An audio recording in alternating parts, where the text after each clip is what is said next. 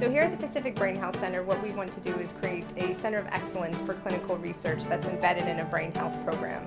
Our target right now is focusing on patients with dementia and Alzheimer's disease and trying to intervene at the earliest stages possible.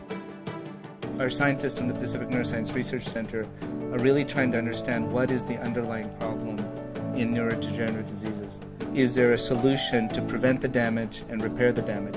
There's various approaches that we're thinking about and doing.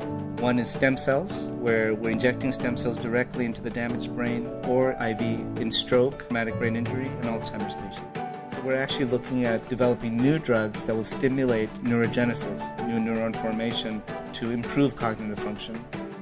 In some cases, the earliest manifestation of Alzheimer's disease is a complaint of not seeing well.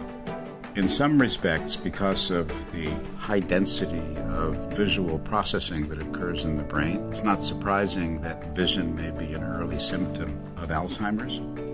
My hope in working with the Pacific Brain Health Center is to discover new techniques and technologies that will allow us to non-invasively monitor the eye, and most specifically monitoring of eye movements as well as monitoring of the retina as an assessment of the nature of brain disease and the effect of our treatments to try to prevent the progression of brain disease or to turn back the clock and improve brain function.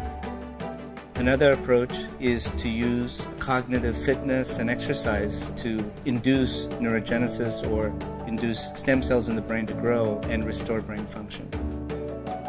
So for the study called the Prevention Trial, this is a 12-month intervention with these patients where we're really interested in looking at how a lifestyle redesign program will affect their cognitive functioning after 12 months of being in the study. And one of the cornerstones of that program is the cognitive fitness program, where we're able to deliver combined physical training with cognitive training at the same time. And the intention with that is we know that physical activity boosts brain plasticity, but so does cognitive stimulation training as well too. What happens during exercise is new neurons are grown within the hippocampus, but the problem is without having any kind of cognitive stimulation and the ability for those new neurons to survive, they'll die out. So the idea that we can combine those in one session for the patients is really something groundbreaking that we're developing here at the Brain Health Center.